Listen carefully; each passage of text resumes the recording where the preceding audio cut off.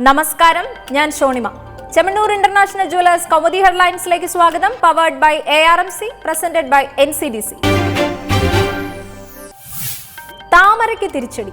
ഉത്തരാഖണ്ഡിന് പിന്നാലെ അരുണാചലിലും BJPക്ക് കനത്ത തിരിച്ചടി. സർക്കാരിനെ മറികടന്ന് നിയമസഭാ സമ്മേളനം വിളിച്ച ഗവർണറുടെ നടപടി സുപ്രീം കോടതി റദ്ദാക്കി. തീരുമാനം ഭരണഘടനാ വിരുദ്ധമെന്ന് കോടതി. കോൺഗ്രസ് സർക്കാരിനെ പുനഃസ്ഥാപിച്ചുകൊണ്ടുള്ള വിധി ചരിത്രപരമെന്ന് മുൻ മുഖ്യമന്ത്രി നബാം തുകി. അരുണാചലിലേത് ജനാധിപത്യ വിജയമെന്നും പ്രതികരണം. വടിവാളിൽ തീർന്ന വിരോധം. കണ്ണൂർ പയ്യന്നൂരിൽ CPM BMS പ്രവർത്തകരുടെ മരണം രാഷ്ട്രീയ കൊലപാതകമെന്ന് മുഖ്യമന്ത്രി. CPM ബ്രാഞ്ച് കമ്മിറ്റി അംഗമായ ധനരാജിനെ 10 പേരടങ്ങിയ BJP സംഘം വെട്ടിക്കൊലപ്പെടുത്തുകയായിരുന്നു. ഇതിന്റെ വിരോധമാണ് CK രാമചന്ദ്രന്റെ കൊലയിലേക്ക് നയിച്ചതെന്നും നിയമസഭയിൽ പിണറായി വിജയൻ. അതേസമയം കണ്ണൂർ കൊലപാതകത്തിന്റെ മുഖ്യ സൂത്രധാരൻ P ജയരാജൻ എന്ന് പ്രതിപക്ഷ നേതാവ് രമേശ് ചെന്നിത്തല.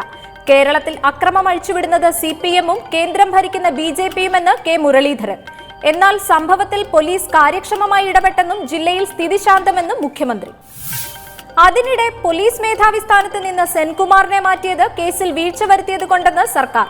പാളിച്ചകളെ DGP ന്യായീകരിച്ചു. സ്ഥാനചലനം കൊണ്ട് അന്വേഷണത്തിൽ ഗുണകരമായ മാറ്റമുണ്ടായെന്നും പിണറായി വിജയൻ.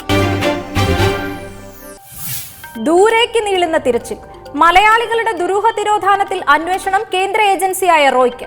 കാണാതായവരുടെ IS ബന്ധം കേന്ദ്ര സർക്കാർ സ്ഥിരീകരിക്കാതിരിക്കെ ഇറാഖ് ഉൾപ്പെടെ ഇസ്ലാമിക് സ്റ്റേറ്റ് സ്വാധീന രാഷ്ട്രങ്ങളിലേക്ക് കൂടി അന്വേഷണം. കേന്ദ്ര കുറ്റാന്വേഷണ ഏജൻസിക്ക് കേസ് കൈമാറാനുള്ള തീരുമാനം ഇന്നലെ ഡൽഹിയിൽ ചേർന്ന ഇന്റലിജൻസ് മേധാവികളുടെ യോഗത്തിൽ. കേന്ദ്ര രഹസ്യാന്വേഷണ ഏജൻസികളും സംസ്ഥാന ഇന്റലിജൻസും വിവരങ്ങൾ പരസ്പരം കൈമാറാനും തീരുമാനം. കേരളത്തിൽ നിന്ന് ദുരൂഹ സാഹചര്യത്തിൽ കാണാതായവരുടെയും IS ബന്ധം സംശയിക്കുന്നവരുടെയും വിവരങ്ങൾ ഇന്റലിജൻസ് മേധാവി R ശ്രീലേഖ റോയ്ക്ക് കൈമാറി.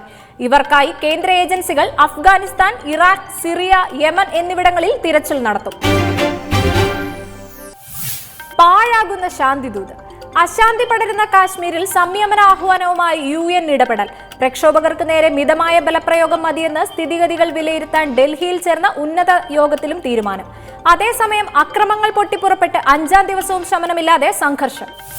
ഹിസ്ബുൾ കമാൻഡർ ബുർഹാൻ വാനി സൈനിക നടപടിയിൽ കൊല്ലപ്പെട്ടതിൽ പ്രതിഷേധിച്ച് ആരംഭിച്ച അക്രമങ്ങളിലും പോലീസ് വെടിവയ്പിലും ഇതുവരെ മരിച്ചത് 32 പേർ. പോലീസ് നടപടികളിൽ സംഭവിച്ച വീഴ്ചകളിൽ അന്വേഷണ പ്രഖ്യാപനവുമായി മുഖ്യമന്ത്രി മെഹബൂബ. സമാധാന ശ്രമങ്ങൾ തുടരുന്നതിനിടെ കുൽഗാമിലെ ദമാൽ ഹഞ്ചിപ്പോറയിൽ അക്രമികൾ പോലീസ് സ്റ്റേഷനിൽ കടന്നു കയറി ആയുധങ്ങൾ കൈക്കലാക്കിയതായി റിപ്പോർട്ട്. കരാൽപുരയിലും സ്റ്റേഷൻ ആക്രമണ ശ്രമം നടന്നതായി വിവരം. അജയ്യയായി തെരേസ. ഉരുക്കു വനിത മാർഗരറ്റ് താർച്ചർക്ക് ശേഷം ബ്രിട്ടനിലെ 2ാമത് വനിതാ പ്രധാനമന്ത്രിയായി തെരേസ മെയ് അധികാരത്തിലേക്ക്. ബ്രെക്സിറ്റ് ഫലത്തിന്റെ പശ്ചാത്തലത്തിൽ രാജിപ്രഖ്യാപനം നടത്തിയ ഡേവിഡ് കാമറൂൺ ഇന്ന് പടിയിറങ്ങും. ഔദ്യോഗിക രാജിസമർപ്പണം ബ്രിട്ടീഷ് പാർലമെന്റിനെ ഉച്ചയ്ക്ക് അഭിസംബോധന ചെയ്ത ശേഷം എലിസബത്ത് രാജ്ഞിക്ക് മുമ്പാകെ. ഏറ്റവും കൂടുതൽ കാലം ആഭ്യന്തര സെക്രട്ടറി സ്ഥാനം വഹിച്ച 52-കാരിയായ തെരേസ മെയെ ബ്രിട്ടീഷ് ജനത തെരഞ്ഞെടുത്തത് കാമറൂണിന്റെ തുടർച്ചക്കാരിയാകാൻ മത്സര രംഗത്തുണ്ടായിരുന്ന ആൻഡ്രിയ ലിഡ്സം പിൻവാങ്ങിയതോടെ. പാർട്ടിയിൽ ഭൂരിപക്ഷ പിന്തുണ തെരേസയ്ക്കെന്നും ശക്തയായ പ്രധാനമന്ത്രിയാണ് രാജ്യത്തിന് ആവശ്യമെന്നും ആൻഡ്രിയ.